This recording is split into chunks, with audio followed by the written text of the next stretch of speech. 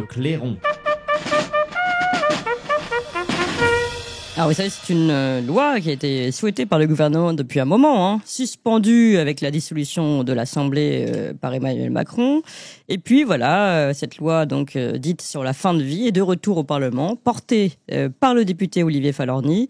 Et donc les critères de cette nouvelle ouverture d'aide active à mourir ont été examinés en commission des affaires sociales de l'Assemblée nationale, votés par 28 voix contre 15. Avec une abstention. Ça a été voté vendredi dernier, vendredi 2 mai.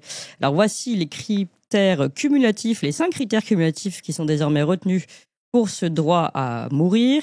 Être âgé d'au moins 18 ans, être français ou résident en France, être atteint d'une affection grave et incurable, quelle qu'en soit la cause, qui engage, attention, le pronostic vital en phase avancée ou terminale.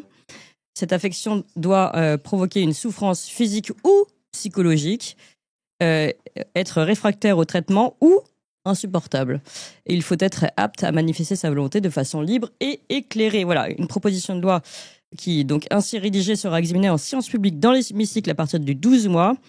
Et donc la marche vers la dépénalisation officielle d'un geste létal en France est voulue par Emmanuel Macron et donc bien entamée. Je précise qu'Emmanuel Macron est revenu sur ce projet de loi lors de son discours à la Grande Loge de France qu'il a donné lundi. C'est d'ailleurs une première. Il est revenu sur cette loi de fin de vie. Il a dit que la franc-maçonnerie était accusée de porter ce projet. Je propose d'écouter un premier extrait. Que la franc-maçonnerie est aux avant-postes de la bataille qui importe si nous voulons façonner le siècle pour le bien de l'humanité. Un signe est sans doute le fait que la franc-maçonnerie a toujours été la cible des complotistes, des obscurantistes, qui lui attribuent une influence, la mettant ainsi à l'honneur. Un organe de presse vous a récemment fait procès de vouloir peser sur les débats relatifs à la fin de vie, usant au passage d'une iconographie qui était oubliée depuis Vichy. Je vous le dis ici, soyez-en fiers. Que comme les autres grandes familles spirituelles, les francs-maçons s'emparent de ce débat fondamental, la fin de vie, je le dis aussi ici, est une bonne chose. Je n'ai pas prévu sur ce sujet d'être trop long, et vous avez travaillé, je le sais, longuement sur celui-ci. J'ai reçu vos textes, et je veux vous en remercier. Voilà, et puis on a un deuxième extrait où Emmanuel Macron dit qu'il faut pouvoir penser la mort au nom de la dignité. Écoutons celui-ci. Des choses se précipitent qui oublient l'épaisseur et la grande difficulté, parfois aussi, de simplement penser le moindre mal. Car face à certaines situations, il n'y a plus le bien d'un côté et le mal de l'autre, mais simplement à choisir dans des situations concrètes, dans la solitude de celui qui a à mourir, de sa famille, de son médecin. Le chemin singulier qui respecte à chaque instant la dignité de chacun. Oui, j'ai trouvé ça intéressant. Il n'y a plus le bien d'un côté et le mal de l'autre. Alors, Grégoire Pupinck, bonjour. Bonjour à vous. Bonjour. Merci beaucoup d'être avec nous, juriste, essayiste, directeur du think tank français conservateur ECLJ. Et vous avez beaucoup travaillé sur les origines de cette loi et ceux qui ont poussé justement ce projet de loi. Alors, comment réagissez-vous d'abord à cette sortie, on va dire, d'Emmanuel Macron dans son discours à la Grande Loge de France ? Je pense que merci de l'invitation. Je pense que c'est très révélateur. Effectivement, les termes employés par Emmanuel Macron sont très révélateurs de l'idéologie qui est sous-jacente à cette proposition de loi. Il a raison, en fait, d'aller parler de ce texte à la Grande Loge de France. C'est effectivement une première. C'est la première fois qu'un président de la République va parler à la Grande Loge. C'est assez étonnant quand même de voir ce président qui, la semaine dernière, quasiment était à Rome pour parler aux cardinaux et essayer d'influencer l'élection du prochain pape. Et qui cette fois-ci va en fait quasiment prêcher. En fait, quand on écoute son discours, on croirait entendre un franc-maçon en fait qui fait sa planche. On croirait entendre, oui. Prêche. Il a pris vraiment tous les tics de langage de la franc-maçonnerie. Il a donné tous les signes d'une appartenance, on va dire, de cœur à la franc-maçonnerie. Alors c'est quoi par exemple vraiment, on trouve pour décrypter discours, on va dire, vraiment Pour décrypter, excusez-nous, quels sont les éléments de langage? Par exemple, quand il finit son texte... Oui. Alors, il y en a en fait tout au long, hein, mais quand il finit son texte, par exemple, il finit en disant « j'ai dit ». Bon, c'est propre à la franc-maçonnerie. Lorsque les francs-maçons parlent en loge, ils finissent toujours en disant j'ai dit.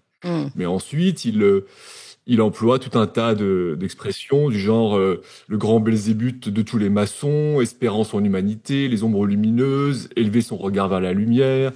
Nous voulons façonner le siècle pour le bien de l'humanité. Donc, nous voulons façonner le siècle pour le bien de l'humanité. C'est quand même, en fait, c'est démesuré comme ambition, comme idéologie. Il soutient, dixit, un projet de révolution et d'émancipation dont les francs-maçons sont les gardiens. Il veut faire de l'homme la mesure du monde. Enfin bon, donc c'est effectivement une adhésion à la pensée, mais plus que ça, c'est une expression de participation, de partage de la pensée et de l'idéologie franc-maçonne. Il leur montre clairement qu'il fait partie de leur école de pensée. Oui. Et qu'il la partage complètement. Et il reconnaît, comme il l'avait déjà fait quand il est allé il y a 2 ans au Grand Orient, que la franc-maçonnerie est, dit-il, l'atelier de la République. Oui. L'atelier de la République. Et que la République, dit-il encore, serait la fille naturelle, on va dire, de la franc-maçonnerie. L'idée étant que voilà, la République est engendrée par la pensée franc-maçonne, qui est une pensée d'émancipation et qui se fonde sur l'héritage révolutionnaire en particulier, et puis avant sur une partie de la philosophie des Lumières. Donc il y a cet héritage qui est présent, qu'il reprend, qu'il assume et qu'il porte. Et encore une fois, c'est étonnant de voir un président qui vient en fait faire son prêche franc-maçon à la Grande Loge de France, après le Grand Orient, et encore une semaine après être allé à Rome pour faire la même chose avec les cardinaux. On a un président qui ne connaît pas les limites, et comme vous le dites, qui, dans son texte, ne connaît plus la différence entre le bien et le mal, parce que c'est le propre de la pensée franc-maçonne, justement, que de vouloir dépasser cette différence entre le bien et le mal, pour chercher une vérité qui lui serait supérieure, et c'est ce qui inspire aussi cette proposition de loi sur l'euthanasie. Ouais, alors justement, vous avez travaillé sur les inspirations de cette proposition de loi. Est-ce que vous pouvez nous en dire un petit peu plus? Alors, je pense qu'il y a différents. Vous avez rappelé les critères de la proposition de loi telle qu'elle a été adoptée en commission des lois. Il faut peut-être rajouter que le contrôle qui est prévu en fait de cette mécanisme d'euthanasie serait a posteriori, c'est-à-dire qu'il interviendrait après la mort de la personne. Oui, c'est intéressant. La proposition de loi est aussi grave, et c'est aussi une demande des francs-maçons, parce qu'elle ne prévoit pas de clause de conscience, donc pas de clause de conscience pour les personnels de santé. Et également, elle prévoit un délit d'entrave. Ça veut dire que les personnes qui voudraient essayer de convaincre un tiers de ne pas avoir recours à l'euthanasie pourraient être punies d'1 an de prison et de 15 000 € d'amende. Donc imaginez, si vous voulez essayer de convaincre votre conjoint ou vos parents ou un proche de ne pas recourir à l'euthanasie, vous encourez 1 an de prison et 15 000 € d'amende. C'est là toutes les demandes vraiment qui étaient, l'essentiel des demandes qui étaient faites par l'ADMD, qui est l'Association pour le droit de mourir dans la dignité, qui est la principale association qui milite pour le droit à l'euthanasie. Alors ensuite, le texte aussi est très large, parce que lorsque l'on parle de souffrance psychologique, ça va extrêmement loin. Lorsque l'on parle de pronostic vital engagé en phase avancée, on ne sait pas ce que ça veut dire, il n'y a pas de définition. Donc ça peut couvrir aussi bien Parkinson, Alzheimer, des insuffisances cardiaques, la sclérose, etc. Parce que, pardon, on pourrait aller même... Oui, on pourrait même dépasser ça et dire, on a tous un pronostic vital engagé, dans le sens où la mort nous attend tous, a priori. Donc c'est vrai que avant, la rédaction était différente, c'était à court ou moyen terme. Et c'est vrai que maintenant, en phase avancée ou terminale, c'est moins clair sur le moment où on peut mourir. En fait, c'est absolument pas clair, et en fait ça correspond encore une fois à la stratégie de l'ADMD et des militants de l'euthanasie, qui en fait peut se résumer ainsi. Et ils l'ont toujours d'ailleurs reconnu en interne. Ils ont un peu l'approche de du pied dans la porte et du double discours. Ça veut dire que en interne, les militants de l'euthanasie ont toujours dit qu'ils voulaient aller loin. Ça veut dire qu'ils souhaitent l'euthanasie pour des raisons psychologiques, ils souhaitent l'euthanasie des mineurs, ils souhaitent l'euthanasie pour Alzheimer, mais ils disaient que c'était pas le moment de le reconnaître, pas le moment de le dire, que c'était pas stratégique. Et ça, on le trouve dans les débats, dans les réunions d'Assemblée Générale de l'ADMD. Et donc, il y a ce double discours. Et ensuite, l'autre aspect, c'est de dire il faut qu'on obtienne maintenant le principe d'une loi qui permet l'euthanasie pour pouvoir ensuite, tous les ans, aller plus loin. Ouais. Et là, il y a une citation intéressante, Jean-Louis Touraine, qui est un député franc-maçon, un ancien député franc-maçon, qui est très actif sur l'euthanasie, et qui a dit encore très récemment qu'ils veulent étendre sans cesse cette loi. Il explique qu'une fois qu'on aura mis le pied dans la porte, il faudra revenir tous les ans pour demander à étendre la loi sur l'euthanasie. Donc ça, c'est un discours qui est permanent. Il faut vraiment que les auditeurs soient conscients. De la même manière, le président actuel de la DMD, Jonathan Denis, disait aussi « Nous devons accepter des concessions qui ne seront que temporaires, transitoires, car dès lors que le principe même de l'euthanasie, en fait, de l'aide à mourir, aura été voté, le front des anti-choix aura été brisé et nous pourrons enfin avancer rapidement et faire évoluer la loi vers ce que nous souhaitons. » Donc, double discours interne.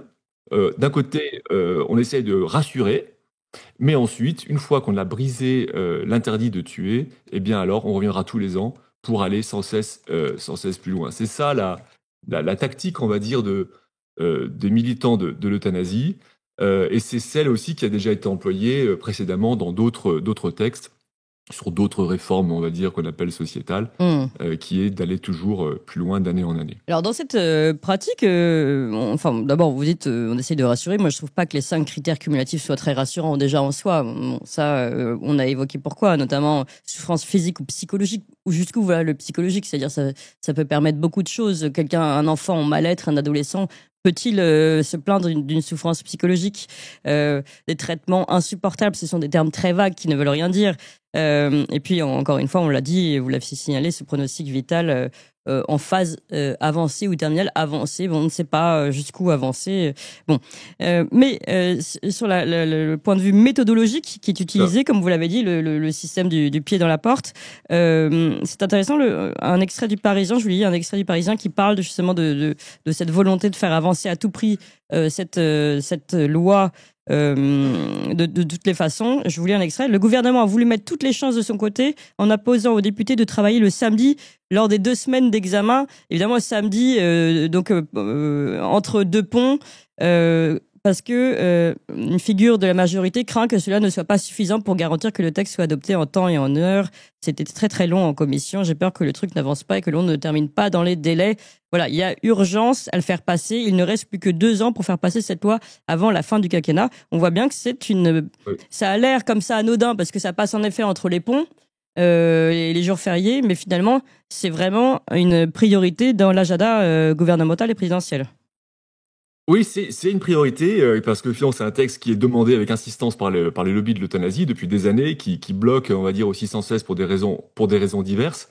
Et ils veulent, parce qu'il y a maintenant, pense-t-il, une occasion, ils veulent vraiment aboutir. Mais si vous le permettez, j'aimerais revenir comme sur la question de l'idéologie et le lien entre la pensée, on va dire, franc-maçonne et l'euthanasie. C'est la question de la dignité. Pour comprendre, et ça c'est important pour les auditeurs de bien comprendre, la logique qu'il y a derrière ce texte. Ce texte prévoit, vous savez, à la fois l'euthanasie, ça veut dire le fait de tuer un tiers, et le suicide assisté, ça veut dire le fait de se tuer soi-même. Parfois, on mélange les deux. L'idéologie qui est à la base, qui est sous-jacente, on va dire, de la promotion de la mort volontaire ou de cette forme d'euthanasie et d'aide à mourir, c'est l'idée en fait que le contrôle de la vie est une condition du progrès de l'espèce humaine, du progrès de l'humanité. Et ça revient en fait à associer la dignité à la capacité d'autonomie. On dit toujours il faut pouvoir décider de sa mort par soi-même. C'est l'autonomie qui est en fait l'identité, qui est en fait le contenu même de la dignité. La dignité humaine serait associée, en fait, identifiée à l'autonomie humaine. Et c'est ça l'idée fondamentale qui sous-tend cette idée de mourir dans la dignité. Une personne qui n'aurait plus de d'autonomie, qui seraient atteintes d'Alzheimer, qui seraient gravement handicapées, n'auraient plus d'autonomie et donc en fait n'auraient plus de dignité. Et c'est ça cette idée fondamentale de la dignité, vue comme étant en fait la capacité de l'être humain à avoir une volonté, à avoir une intelligence, à avoir une autonomie, à se satisfaire de lui-même. Et donc il y a deux conséquences qu'on peut tirer de cette conception de la dignité, qui est vraiment une conception franc-maçonne, qui donc l'associe à la volonté. C'est d'une part la glorification du suicide.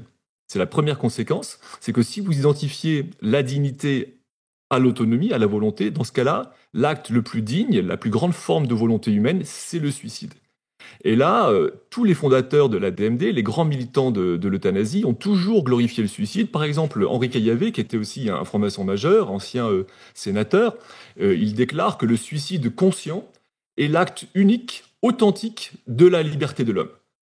De la même manière, une autre fondatrice de la DMD, et une de ses théoriciennes, déclare que le suicide est le seul moyen de mourir vivant, que c'est la suprême autonomie, celle qui définit l'être humain.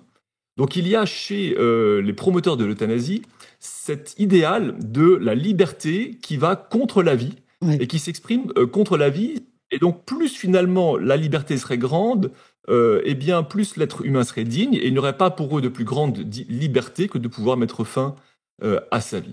Et ça leur a posé quelques problèmes d'ailleurs, parce que dans les premières années de l'ADMD, les fondateurs du mouvement se sont tous quasiment suicidés les uns après les autres. Et, ils n'avaient plus de cadre pour leur mouvement. Oui. Et la deuxième conséquence, donc d'abord la glorification du suicide. Donc le suicide finalement c'est un peu fait pour la catégorie des surhommes. Ça veut dire des êtres qui sont capables de voir la mort en face et de la vouloir. Et donc là, c'est le summum de la dignité. Et puis ensuite, il y a l'euthanasie, entre guillemets, pour les sous-hommes. Ça veut dire les sous-hommes, c'est quoi? C'est ceux qui ont perdu leur dignité. C'est ceux qui sont diminués, ceux qui ont perdu leur autonomie. Et là, c'est l'euthanasie. Et là, de la même manière, on peut encore citer la fondatrice de l'ADMD, Odette Thibault. Et je cite, elle écrit « Tout individu qui ne possède plus les facultés d'autonomie peut être considéré dans un état sous-humain ou infra-humain, poussé à l'extrême dans le cas du débile profond. » Elle ajoute « Beaucoup d'individus sont des morts vivants, déjà morts à l'humain bien avant la fin de leur vie organique. » Et donc, si on est déjà mort de son point de vue parce qu'on a Alzheimer, parce qu'on est âgé, etc., alors les tuer, pratiquer l'euthanasie, ce n'est plus un meurtre, voyez-vous, parce qu'il serait déjà mort, il serait déjà plus humain, bien qu'ayant encore une vie organique. Et elle ajoute, prolonger cette déchéance, donc la déchéance de la vieillesse, de la maladie, est, à mon avis, une des plus graves atteintes que l'on puisse porter à la dignité humaine. Et donc, là, on voit bien une conception de la dignité qui est une conception nietzschéenne.